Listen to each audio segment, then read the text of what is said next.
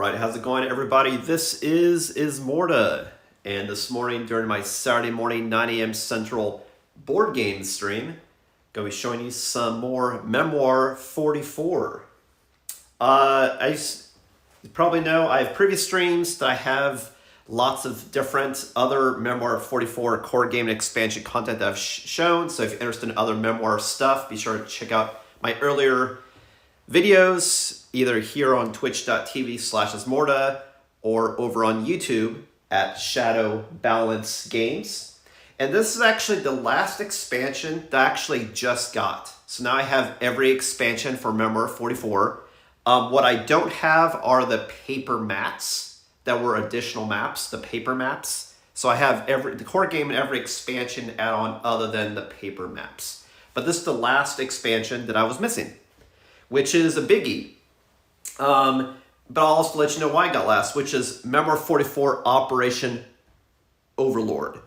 The reason why I got last is because you need other expansions in order to utilize Operation Overlord. So it's really better to get the expansions first and then have this as be able to utilize those maps that's listed in the expansions, even though I'm sure this has some unique pieces and maps as well, obviously. But it also, this is for a team game. So if you just want to play 1v1 on regular size maps, there's many expansions depending on what theater. If you want to do a larger map, that's why you have Breakthrough, which is a longer map. Whereas Operation Overlord, it's a wider map, so you can have more people play. What I'm curious is if you could do multiple Overlord maps so they could have a Breakthrough and an Operation Overlord. Maybe, I'm not sure. Wouldn't surprise me though. But yeah, this is meant so you have team games. So you have a general and two commanders on each side, and the general is giving people orders. Yeah, so this is an unboxing video. So I'm just going to open it up and let you know what you get in this final expansion that I have newly acquired, and see what it adds to the game. Not only the team play, but also additional ways to play. Obviously, there's unique cards for Operation Overlord, obviously. And like I said, Operation Overlord, in a lot of expansions, there's maps just for Operation Overlord, just like for just Breakthrough. So you have, other than just the maps here, other maps additionally you can use if you've gotten additional expansions as well. Cool. Well, yeah, this is not meant to be a long video by any means, so let's jump into it and see what's in the box. And of course, like I normally do, because this isn't a story-driven board game, I will show you individually all the cards you get as well, so you can see all the game text and what they offer. We will see all of the unboxings.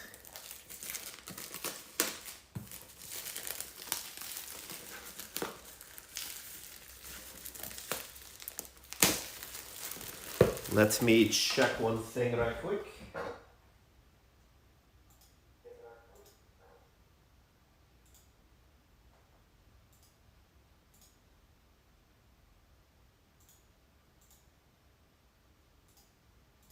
All right.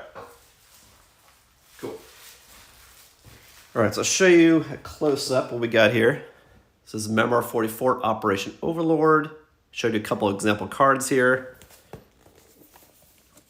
This is what's on the back. Typically, what you see with these Memoir 44 expansions is they have the same battle chest looking box, and then just put a different skin of an overwrap over it to theme it on whatever they're selling, which is just it's a cheap way to make multiple versions of the game without making this unique every time as well. That's it. So you see, hey, it's expansion pack. All right, so let's see what's inside. Yeah, it looks like you get a little bit of everything. I don't think you get any plastic, but you might very well get tiles. I know you'll get, looks like tokens and cards. Let's find out. Opening the chest. Okay, here you got a little rule book for additional rules, how to play Operation Overlord, and what the pieces are. We'll briefly thumb through that. All right, so what we got here. We have a lot of tokens.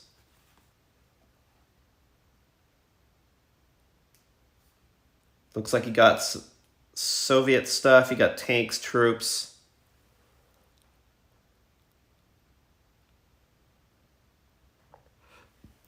So this is really good if you don't have the extra plastic miniatures to represent all these forces. This way you have tokens to represent it, so you have something to represent those forces. Let's see where I'm going to put these. Here. You got additional dice, and really the reason we got additional dice is just because you have 2 teams. That way each side has their own dice. You don't need more than 2 sets, only because only one person is rolling at a time. To which you could argue you still only need 1 set of dice, but what is nice is so you have 1 set of dice per team is the goal. But realistically, only one person attacks, does no return fire, so you really only need 1 set of dice, which you get in the core game. And if not familiar with what this dice looks like, is depending on what symbol you get, that determines what hits or actions happen when you attack. And you see there's a general symbol, then you have infantry, grenade, tank, and I think the one you have 2 of is the infantry. Right? Is that the only one? I think so. I think I showed you all the pieces. Yeah. I'm always a fan of cool components, so the fact that you have like this, instead of seeing regular pips, you have colored images, is pretty cool. One of the things I like about this game. And this makes it easier. See, and it's not only a different symbol, but different color. So when I see a blue soldier, whether you're gunning for blue or the look of a soldier, you instantly know, oh, I hit infantry. All right, so you got 2 decks of cards. We'll definitely open these up and thumb through these individually. Like I said, whereas the rule book, I'll probably just show a couple pages of interest. I'm not going to minutia everything in this rule book. Let you check that out at your leisure.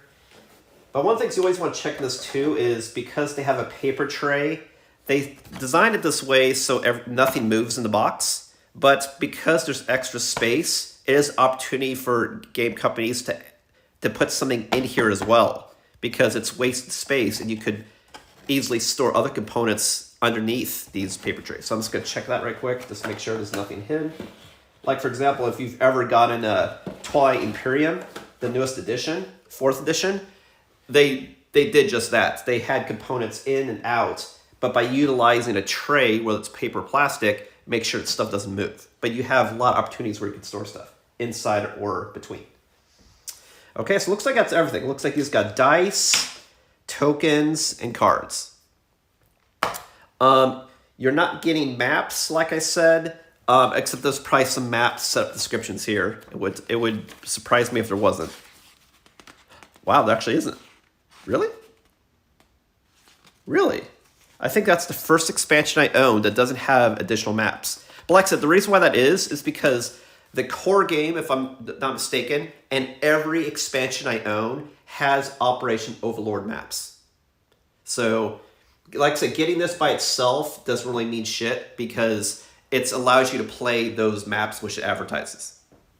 So you really want to get the core game first, then the expansion of a theater that interests you, and then additional stuff to play in that same theater, like additional plastic pieces. Or like, for example, if you do Eastern Wars to then get Winter Wars, get them in that order. And then, hey, if you have a team, a large part of people get Operation Overlord. Okay, cool, blah. I'll tell you what, I'll flip through the rulebook quickly first, and then we'll dig through all the cards, because that's going to be the meat and potatoes of what I show. All right, so here we have introduction of what it's all about, as far as the game, what components you get, cards and tokens, and a set of dice. It's weird they didn't show a picture of the dice and they showed pictures of other types of cards. That's a little weird. It's not that like it's required, it's weird. You're not advertising the coolest thing you get in the expansion. Look component-wise. Then this shows you how to set up a game of Memoir 44.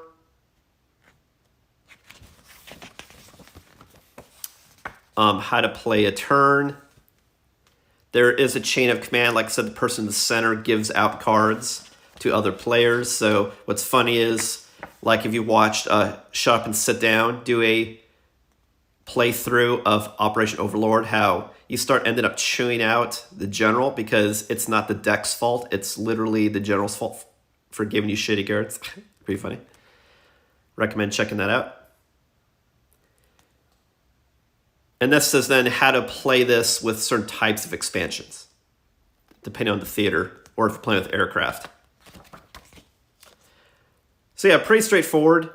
There's actually a quick, and this I'll stay on, because this on the back is a quick overview of how to play Operation Overlord and how to read the dice. So this is actually really cool. So I'll leave this here for a sec so you can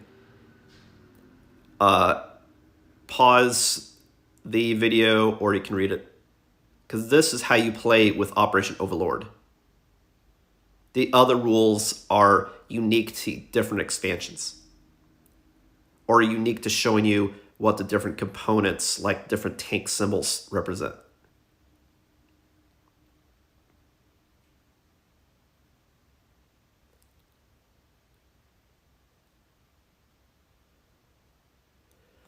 Cool.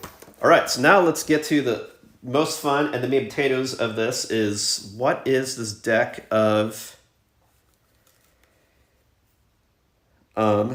cards for Operation Overlord? Yeah, it's like one nation versus the other because you have a team. Let's open these up. Let me check sound one more time. Okay. Sometimes these deck of cards have what's called a pull tab that has a little thing sticking out that you can just zip it all the way around so you can easily get out off the plastic. This one looks like does not have that. But you see that sometimes in wrapped decks of cards.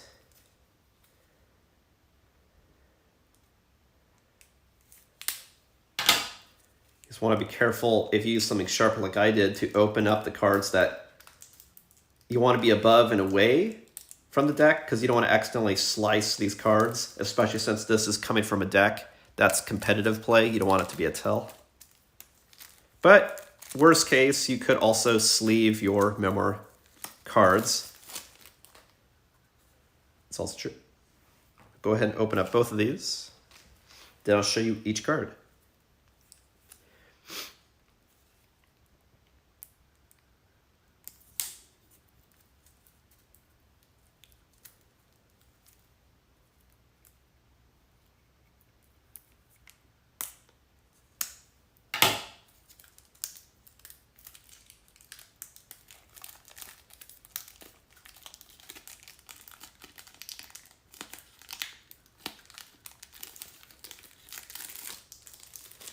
If you are interested, by the way, in those paper maps that I referred to, the reason why I'm not getting them is just because they're hard to get, and they're, like printed thin paper mat material, and so it's not as durable as a LCG card or a piece of punch. The reason why it's attractive, though, is one of the most, the most time-consuming thing in Memoir 44 is initial board setup. And by having a battle map that you just unfold, there's no setup other than placing starting units. You don't have to place any of the terrain or any of that crap. And that's the what's attractive about it, if curious. Plus, they're normally of unique battles, like the Battle of Stalingrad or something. Cool, so let's show. So if I recall, because this is two different teams, this might be exactly the same deck, just for each side. Normally when you play the game, and you can, I'm sure it mentions that in the rules here probably, you play, everyone's drawing from the same deck. But it wouldn't surprise me if for this, because you don't want to reach over the table, that each team has their own deck of cards. So if this is exactly the same deck, then I'll just show you one of these decks and say you have two of them. So let me check that right quick, because I think that might be what I'm seeing here. Yeah, that's what it looks. So you have 2 decks, 1 for each team. So definitely keep these 2 decks separate and don't mix the cards because that would suck having to go through the minutia of separating 2 different decks. All right, so everything I'm showing you, you'll get 2 decks of these cards. Here we go. You have Air Power.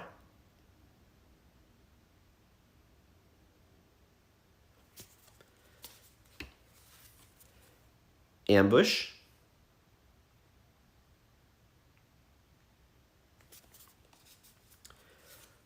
Armor Assault.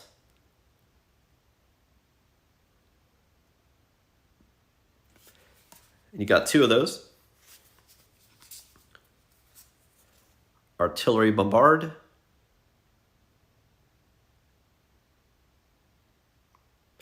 It's up in Nacros TV. Yeah, Ironstorm. I know, it's your favorite turn-based war game in physical form. Barrage.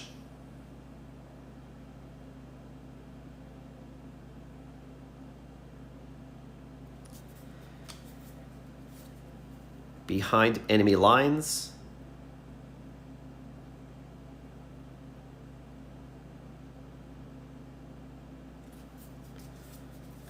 Close Assault.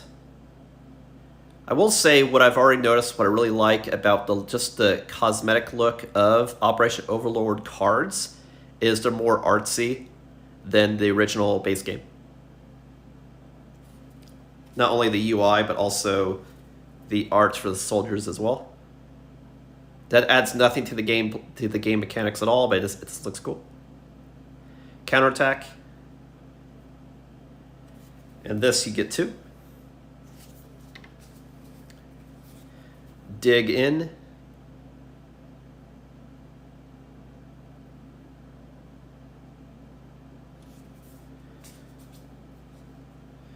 And you may be noticing, here's direct from HQ, why you don't see a certain where you can play that card is because when you're playing Operation Overlord, each commander, general, or player, I'll call them players, only can control one section of the board.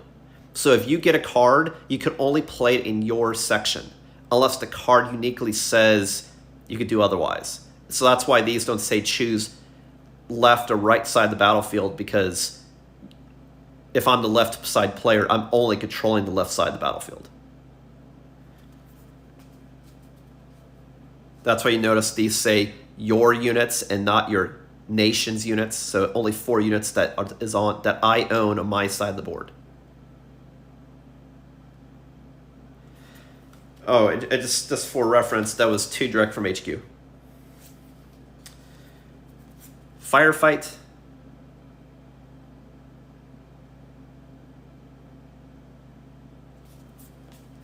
Medics and Mechanics.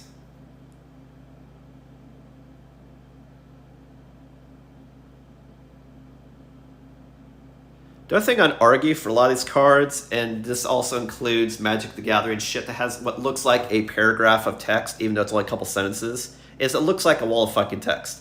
The better way to design this card, honestly, like I designed it this way only because that way you could hold in your hand, right?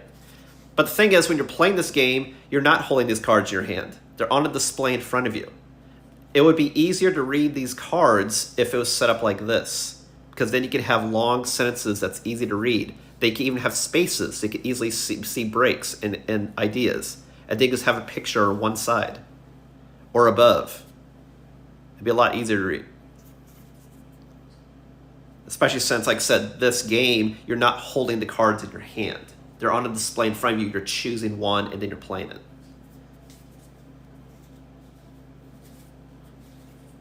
Their Finest Hour. That's my 2 cents.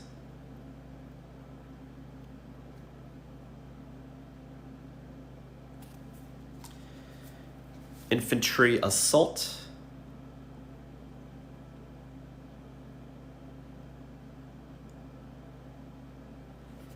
And you have 2 of those. Move Out.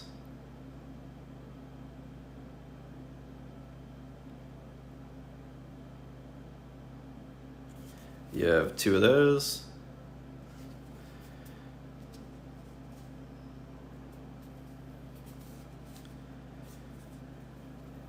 Air sortie or air sortie. I don't know how you pronounce that word.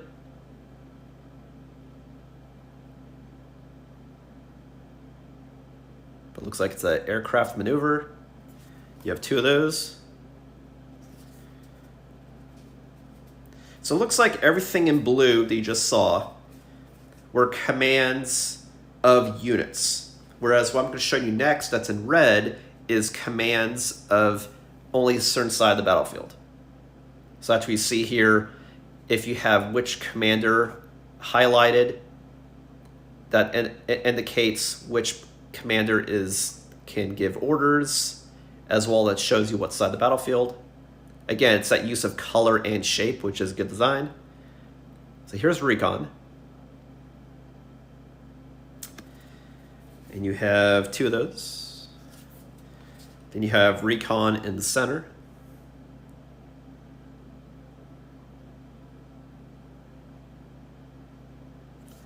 And you have 2 of those. Recon on the right.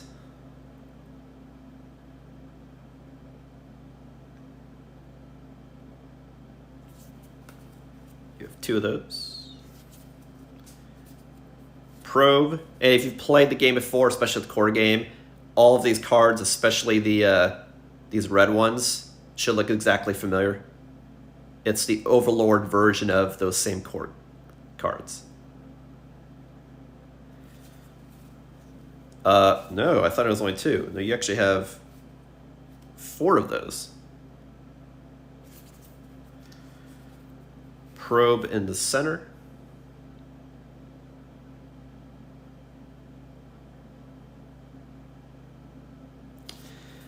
And you have... Wait, you have 5 of those? I'm counting 5. Let me see how many we had. Let me see if I miscounted on the probes. On the other one. No. The left one only had 4. The center had 5. Yeah. Probe on the right.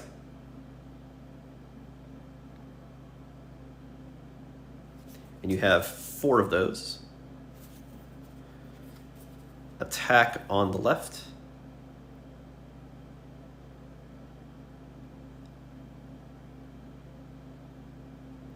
Now, what I don't understand reading this, it says, order 3 units on the left in one section or the other. Like, what does or the other mean? I feel like there needs to be a little bit more context on that card.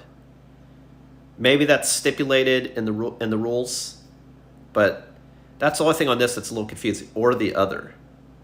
There's 2 other sections. So I'm not sure what or the other refers to. If you do know, let me know in the comments. 3 of those.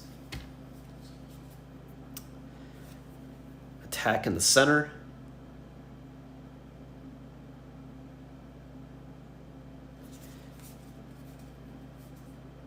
Four of those.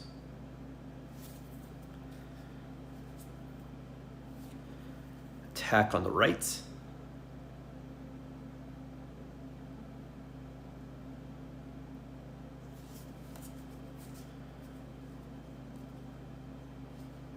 Three of those. Assault all units on the left.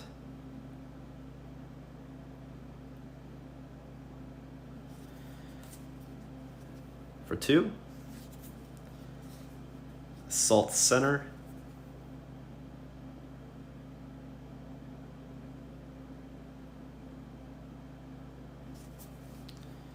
For 2. And assault right.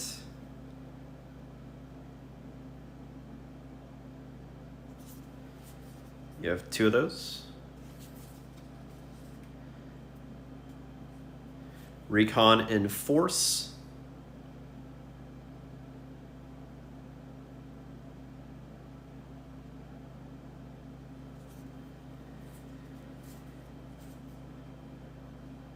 You have 3 of those. General Advance.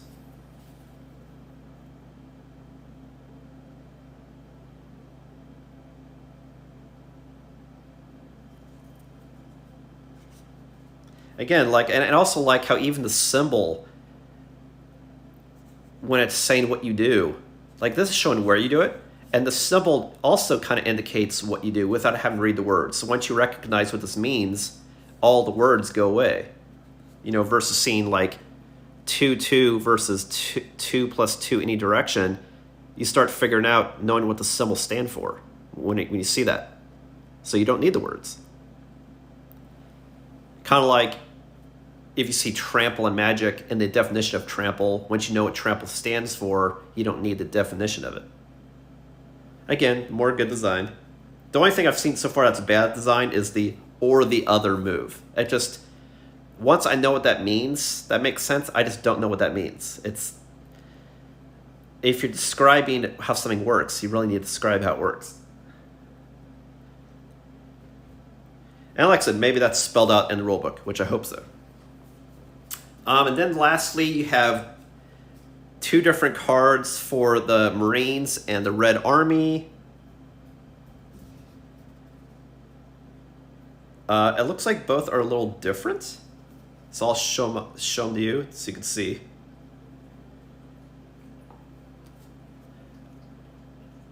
I don't know if it's for a certain type of gameplay or what, or if you're just literally being 2 different sides and they have different unique traits, possibly.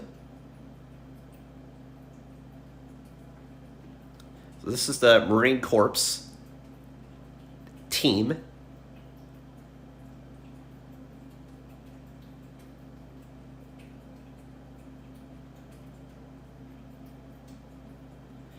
And then this one is the Red Army team.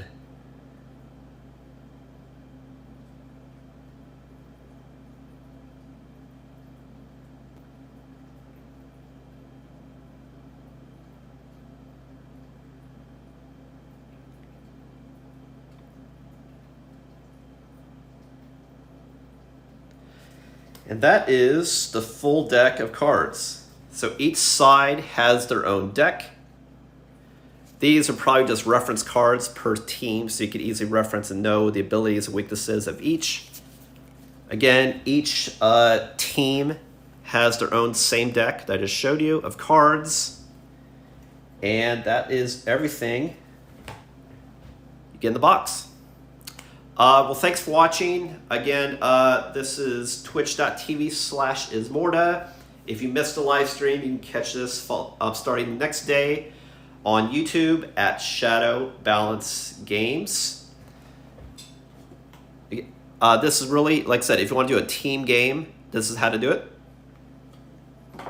And if you want to see a lot of different maps, there's maps, like I said, in every single expansion. So it just depends on what flavor you're going for. Well, thanks for watching. Again, this is Ismortah, and I will catch you next time.